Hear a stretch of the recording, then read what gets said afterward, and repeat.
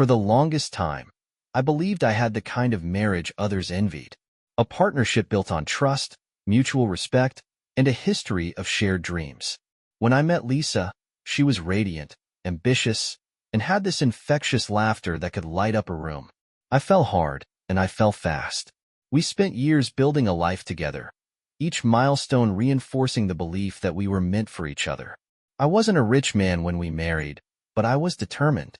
I worked my way up in the company, climbing from an entry-level position to a senior management role.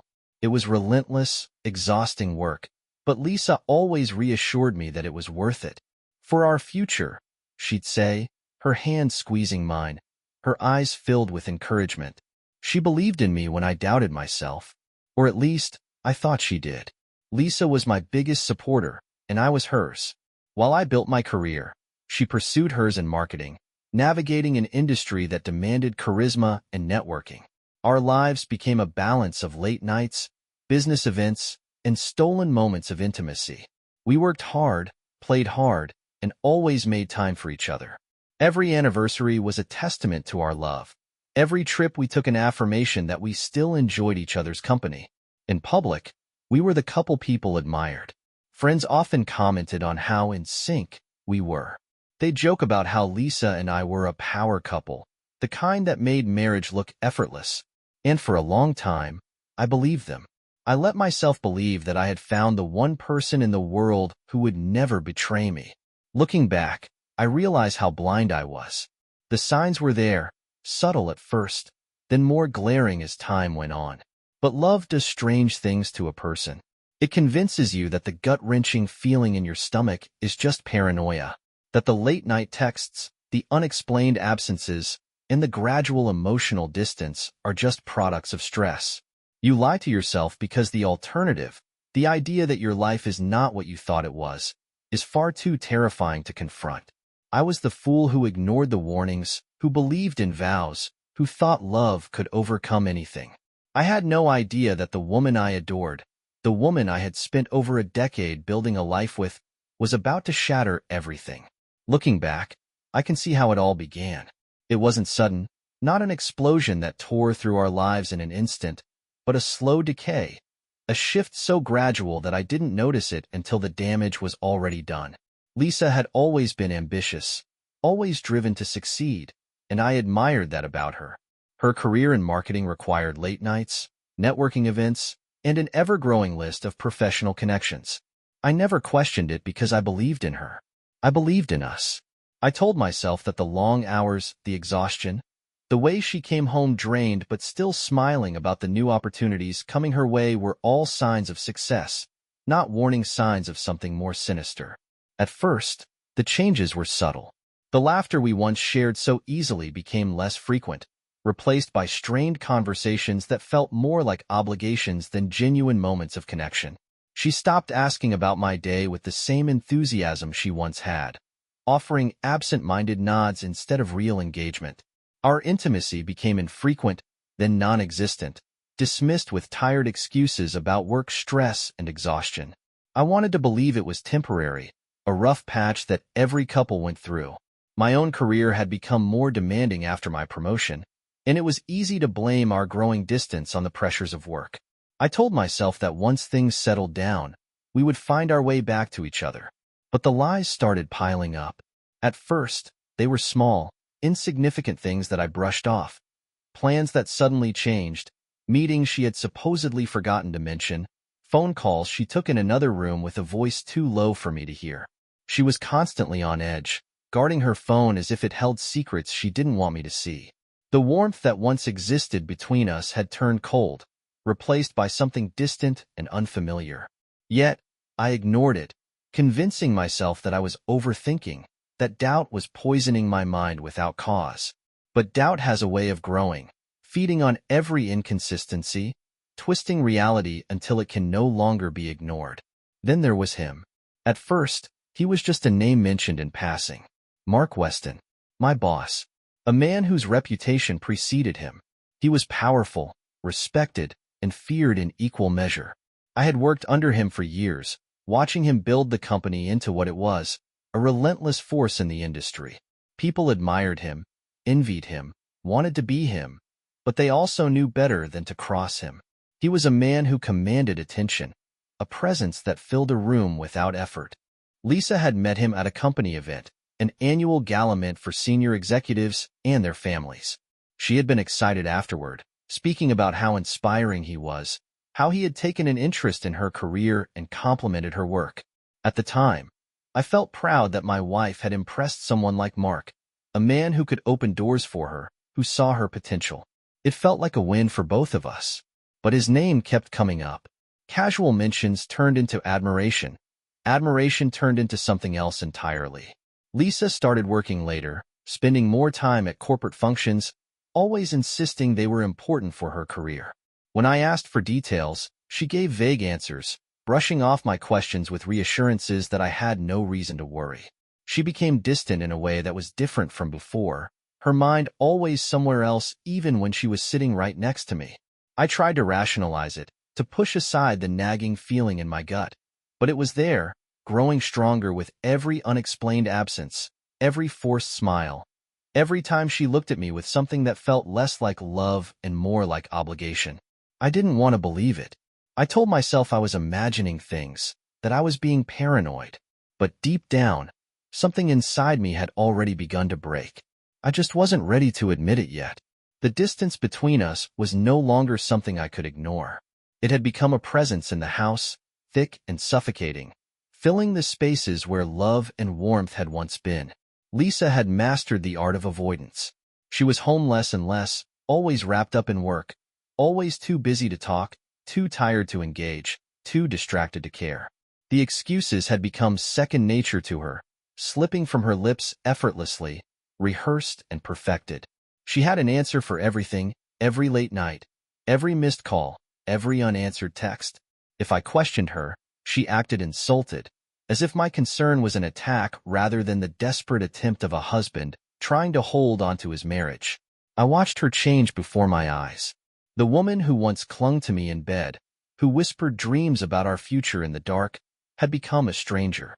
There were moments when I caught her looking at me, moments where something flickered in her expression, guilt, hesitation, regret.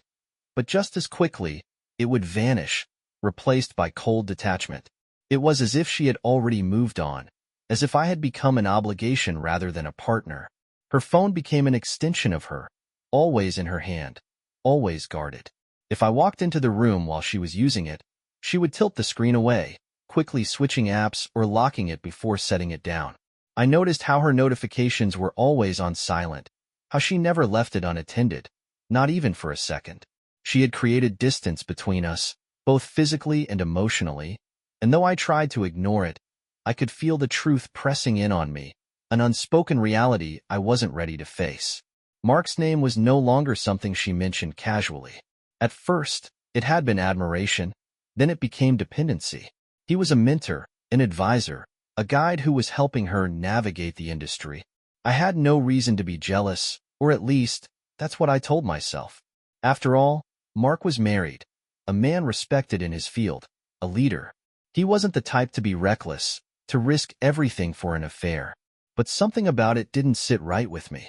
The way Lisa spoke about him, the way her eyes lit up when she talked about his success, the way she had started dressing differently, more polished, more deliberate, as if she were constantly preparing for an encounter she wanted to be perfect. I began to pay attention in ways I hadn't before. I noticed how she became defensive at the mention of his name, how she avoided details about her work when she had once been eager to share. I noticed how she would leave the house earlier, return later, how she never seemed to be fully present when we were together. It wasn't just her schedule that had changed. It was her entire demeanor. The small gestures of affection were gone, the stolen kisses, the absent-minded touches, the way she used to lean into me without thinking. She had emotionally checked out, but I was still clinging to the illusion of what we once had, refusing to see what was right in front of me. The final confirmation came in the form of silence. I had started watching, waiting for a mistake, for something that would give her away. It didn't take long. One evening, she came home later than usual, her hair slightly disheveled, her makeup subtly smudged. She moved past me without a word, heading straight for the shower, leaving the faintest trace of cologne in her wake.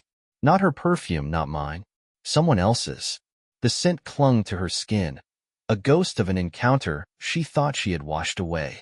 I stood there in the empty house, staring at the space she had just occupied, feeling everything inside me go numb. I no longer needed proof. I already knew. The moment of realization wasn't an explosion, not a violent confrontation or an earth-shattering discovery. It was a quiet, suffocating collapse, the weight of truth pressing down until there was nothing left to deny.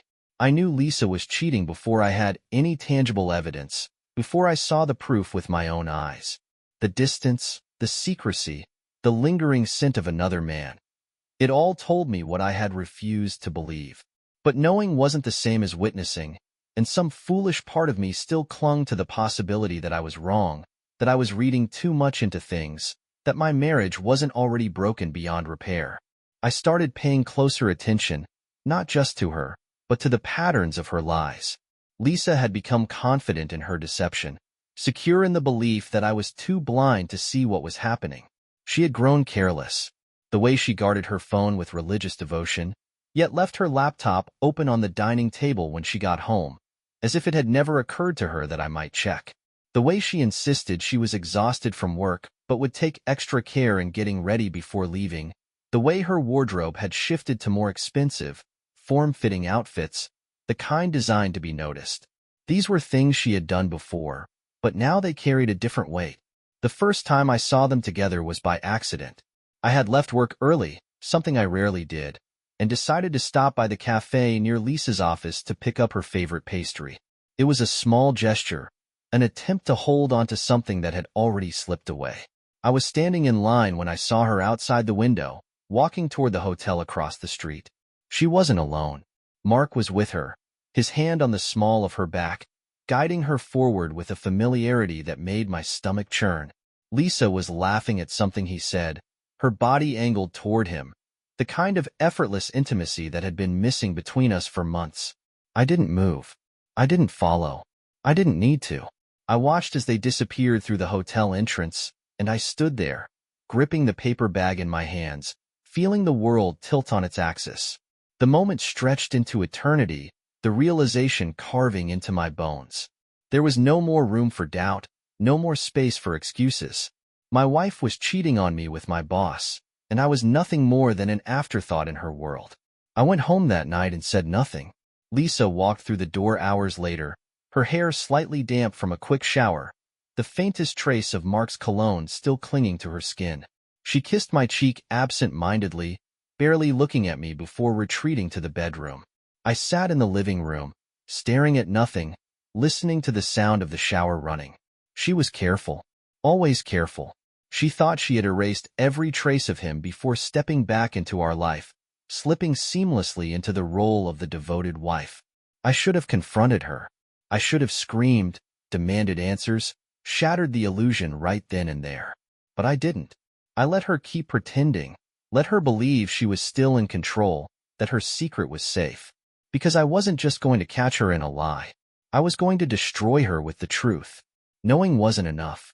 Watching them walk into that hotel together had been the final confirmation, but it wasn't what I needed.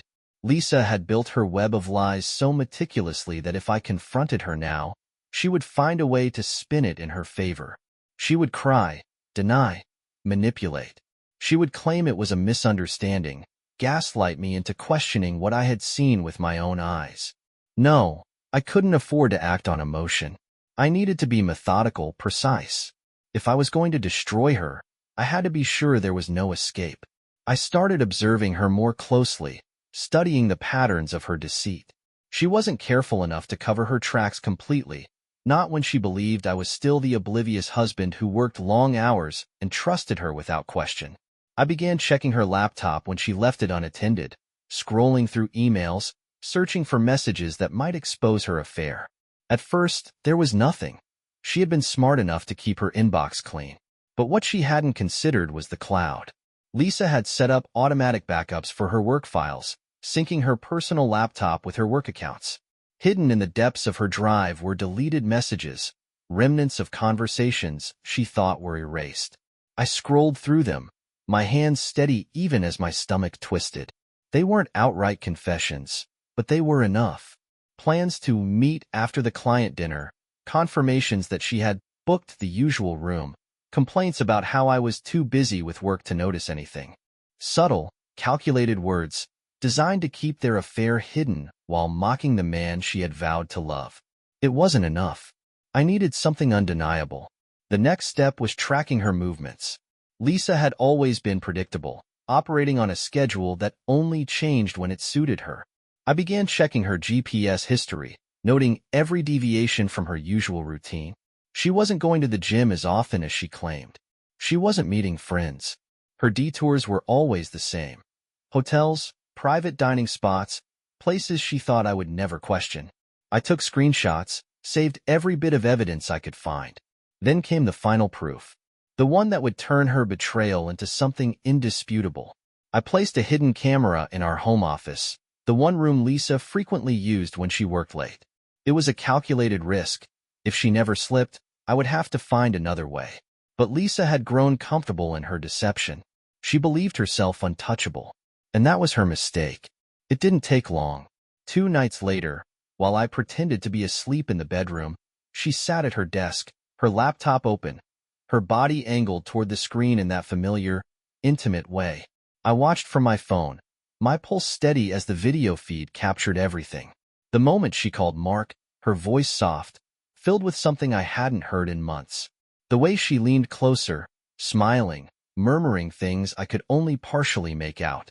And then, the moment she lifted her phone, angling it toward herself as she slowly slid her robe from her shoulders. She recorded it. She recorded it. A perfect, damning piece of evidence. Not just texts. Not just suspicions. A video of her naked, smiling, speaking in hushed tones to my boss as she offered herself to him. She had been careful for months, meticulous in covering her tracks. But in that moment of arrogance, she had given me everything I needed. I stared at the screen, my expression calm, my mind sharp. I wasn't angry. Anger was fleeting. What I felt was something colder, something far more dangerous. She thought she was in control, thought she had everything figured out, but she had just handed me the key to her downfall. I backed up the video, stored copies in multiple places, encrypted it so there would be no chance of it disappearing. I had enough now, enough to end her, enough to make sure she walked away with nothing. The pieces were in place. Now, it was time to execute my revenge. There was no need for an outburst, no screaming confrontation or desperate pleas for an explanation. I didn't want her apologies, her excuses, or her lies. I wanted her to lose everything the way she had so effortlessly discarded me. The moment I secured the evidence, I stopped looking at her as my wife. Lisa had ceased to be the woman I loved the second she let another man into our marriage. Now, she was nothing more than an opponent, and I would not be the one to lose. I spent the next few days carefully planning my next moves, making sure every detail was accounted for. First, I met with a divorce attorney, someone well-versed in high-stakes separations where adultery played a central role. I laid everything out, our assets, our shared accounts, the prenup she had signed years ago when she still believed in forever. My lawyer assured me that given the overwhelming evidence, Lisa would leave with next to nothing. She wouldn't be entitled to spousal support, wouldn't have a claim to our home, wouldn't get a cent more than what the law required. If she tried to fight it, I would bury her in documentation proving her infidelity. Then, I turned my attention to Mark. This was where I had to be smart. Mark was not just a man having an affair. He was my boss, a man with influence, power, and a reputation he valued.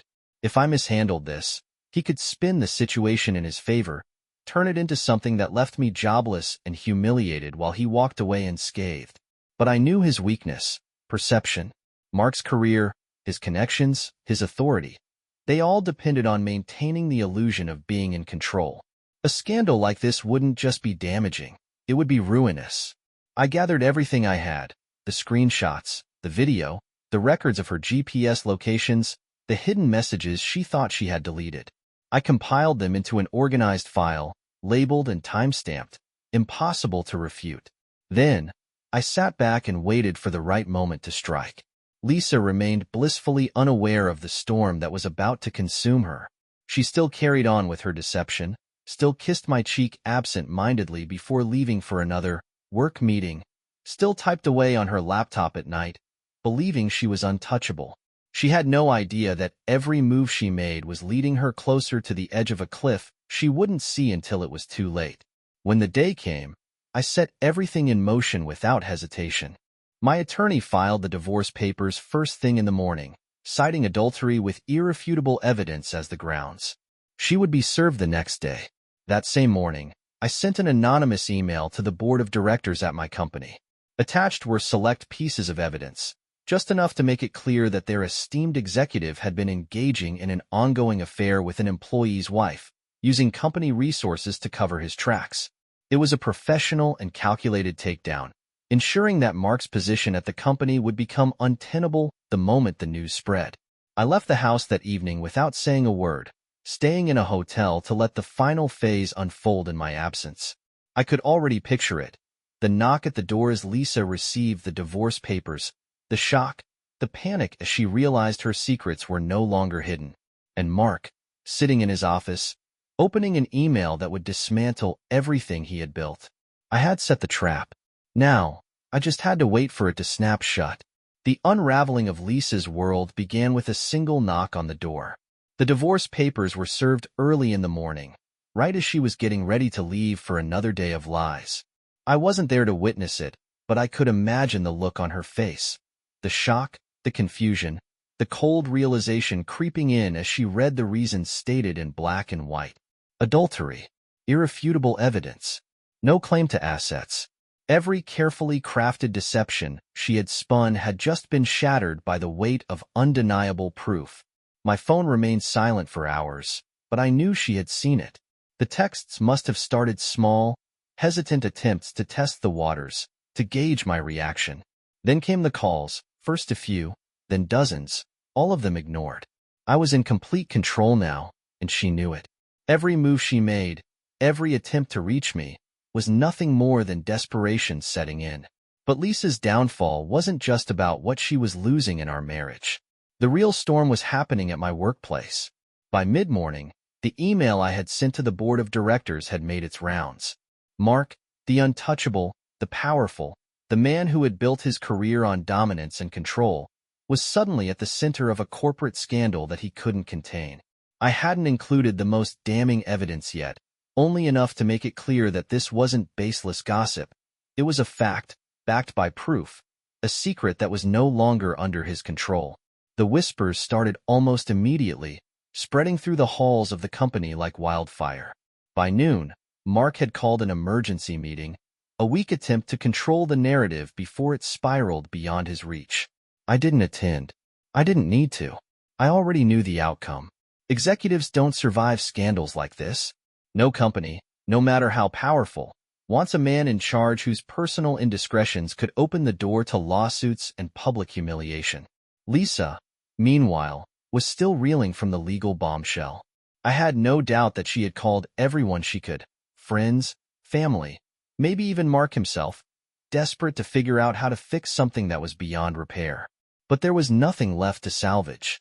I had made sure of that. She wasn't just losing a husband. She was losing the life she had built on lies. I returned home later that evening, knowing she would be waiting. I wasn't wrong. The moment I stepped through the door, she was there, eyes red, breath unsteady, panic written all over her face. She tried to speak, but I walked past her without a word, without a glance. She wasn't worth my anger, my grief, or my attention. She had already lost. She followed me, voice trembling as she tried to explain, to plead, to beg. She hadn't meant to hurt me. She was confused. She had made a mistake. It was stress. It was a weak moment. It was nothing. But I didn't react, didn't acknowledge her words. I let her desperation sink in as she realized that I wasn't playing the role she expected. There was no fight, no second chances, no emotional confrontation where she could twist the story to make herself the victim. She asked if we could talk, if I could listen, if I could let her explain. I finally turned to her, meeting her eyes for the first time since she had been exposed. And then, I spoke the only words she needed to hear. You lost everything. Her expression crumbled as the weight of it hit her. No anger, No accusations, no drawn-out battle over right and wrong. Just a simple truth. She had destroyed everything, and there was no undoing it. I walked away as she collapsed onto the floor, sobbing, breaking under the realization that her life as she knew it was over. I had already dismantled Lisa's life, but the real devastation had yet to come. The evidence I had gathered was enough to ensure she left with nothing, but the most damning piece, the video, had remained unseen by anyone but me. I had saved it for the final strike, the moment that would strip away every last ounce of control she thought she had. The next morning, while Lisa was still trying to process the divorce papers and the deafening silence that followed, the real collapse began. Mark was removed from his position, the official reason cited as a personal misconduct investigation. Behind closed doors, I knew it was because my email had done its work. My evidence had been more than enough to make him a liability, but what I had sent was only the first wave. The real damage was about to begin. I returned home that evening, walking into an atmosphere so thick with tension it was almost suffocating. Lisa was there, sitting at the dining table, her laptop open in front of her, her hands gripping the edges as if holding on to the last remnants of her world. I already knew what she had found. The video, the moment of betrayal, captured in perfect clarity, stored in a folder she had assumed was hidden from anyone but herself. She had gone searching, maybe looking for a way to cover her tracks, to delete any evidence that could further ruin her. Instead, she had stumbled upon her own destruction. Her face was pale, her breath shallow. I stood in the doorway, watching as realization settled into her like a slow-moving poison. She knew there was no coming back from this. The texts, the meetings, the hidden rendezvous. She could have spun them, twisted the truth, found some pathetic way to explain them. But this was undeniable. A video of her, fully exposed, offering herself to the man she had betrayed me with. And worse, I had it. She turned to me then, her expression hollow, her voice nothing more than a whisper. "Did you send it?" I didn't answer. I didn't need to. The silence between us stretched, heavier than any words could be. She covered her face with her hands, her body shaking as the weight of what she had done crashed down on her. It wasn't just about me anymore. It wasn't just about our marriage. It was about her reputation, her career, her future. She had destroyed herself, and she knew it. Then, her voice broke through the silence again, desperate, pleading. "Please, don't. I'll do anything. I'll walk away. I'll sign the divorce without a fight. Just, please don't send it." There it was. The raw, pathetic truth. Not "I'm sorry." Not "I regret what I did." Just "don't ruin me." It wasn't about remorse. It was about self-preservation. I walked past her, sat down across from her, and pulled my phone from my pocket. She flinched as I tapped the screen, as if the simple motion could seal her fate. In that moment, she was completely powerless, waiting for me to decide what happened next. I let the silence stretch again, savoring the moment. Then, finally, I spoke. "Sign everything. No negotiations. No legal battles. You take nothing." She nodded frantically, her body tense, ready to agree to whatever I demanded. I leaned forward, voice calm, controlled, final. "And you disappear. You don't call. You don't text. You don't ask for another chance. You accept what you've done, and you vanish from my life." Tears streamed down her face, but she nodded again. There was no fight left in her. She had lost. I stood up, taking my phone with me, and left her sitting there in the wreckage of the life she had destroyed. I had taken everything from her, just as she had taken everything from me. And it wasn't rage or hatred that filled me in that moment. It was satisfaction. Lisa signed everything without resistance. The moment she realized how deep she had buried herself, how completely I had stripped her of any leverage, she folded like a house of cards. There were no negotiations, no desperate attempts to salvage even a fraction of what she had once taken for granted. She knew that fighting was pointless. Any attempt to argue for a settlement would be met with the kind of evidence that would not only ruin her legally but socially and professionally as well. She had nothing left to hold over me, nothing left to bargain with. I watched her pack her belongings in silence. There was something almost surreal about it. This woman, The one who had once been the center of my world, now reduced to a broken, hollow version of herself. She moved mechanically, stuffing clothes into suitcases, gathering the remnants of a life she had so carelessly thrown away. Every movement was slow, deliberate, as if she was stalling, as if she still hadn't accepted the finality of what was happening. She tried, one last time, to say something as she stood by the door with her bags. Her lips parted, and for a moment, I could see the words forming, the last, desperate attempt to salvage dignity, to find closure, to ask for forgiveness she didn't deserve. But I didn't give her the chance. I turned away before she could speak, walking past her, showing her just how little she meant to me now. She had already wasted enough of my life. I wouldn't give her another second. The door closed behind her, and with it, the last trace of her presence in my home, in my world. The silence that followed wasn't painful. It wasn't filled with longing or regret. It was peaceful, a confirmation that I had done what needed to be done, that I had taken back control of my life and wiped away the rot she had brought into it. Mark, on the other hand, wasn't as lucky. The fallout from his exposure was swift and merciless. The board had moved quickly, removing him from his position before the scandal could spiral further out of control. His reputation, the empire he had spent years building, was in shambles. His wife, upon discovering the affair, had wasted no time in filing for divorce, her lawyers tearing through his assets with ruthless precision. The last I heard, he had retreated from the public eye, avoiding the humiliation of his downfall as best as he could. But there was no hiding from it. He had lost everything, just like Lisa. I thought I would feel more, that victory would bring some grand, overwhelming sense of satisfaction. But in truth, I felt nothing. No joy, no lingering anger, no sadness. Just emptiness, a quiet clarity that came with knowing that I had done exactly what needed to be done. Lisa and Mark had played their game, believing themselves untouchable, believing they could walk away unscathed. But I had made sure they learned otherwise. With the divorce finalized and Lisa gone, I found myself standing in the wreckage of a life I no longer recognized. The home we had built together felt foreign, the memories tainted by the truth of who she had become. I knew I couldn't stay here, surrounded by the ghosts of a past that no longer held any meaning. It was time to move forward, to rebuild, to leave behind the ashes of what had been and start anew. As I looked around the empty house one last time, I realized something. I wasn't mourning the loss of Lisa. I was celebrating my freedom.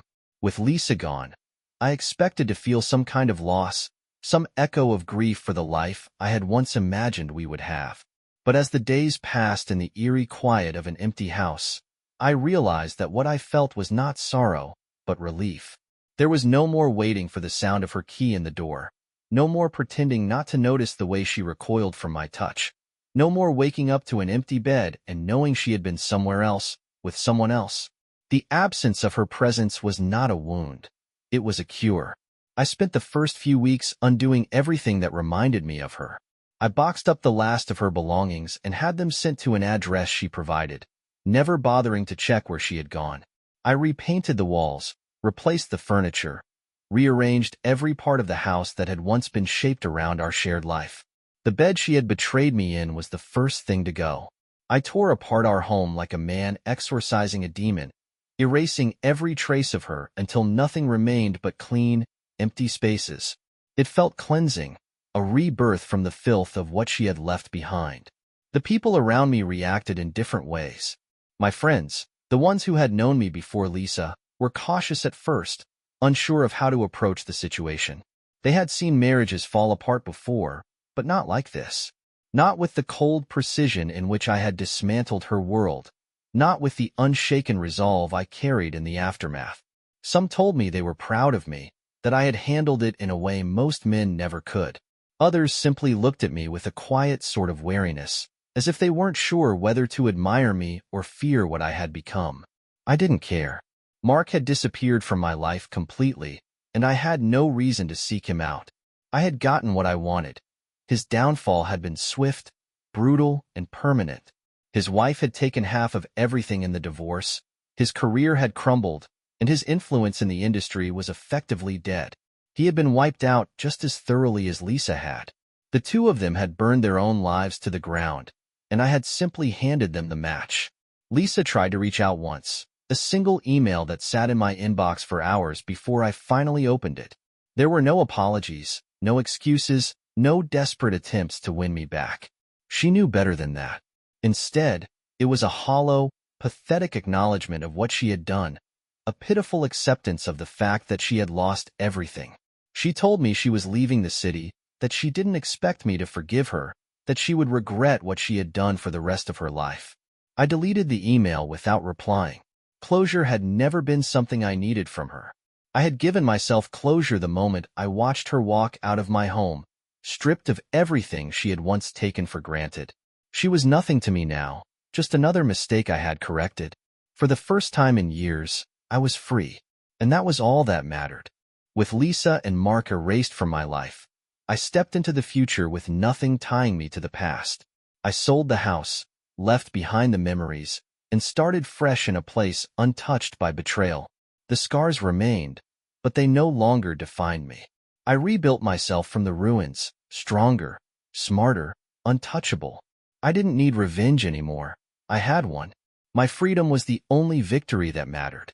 And as I looked ahead, I realized something. The past was gone, and I would never look back.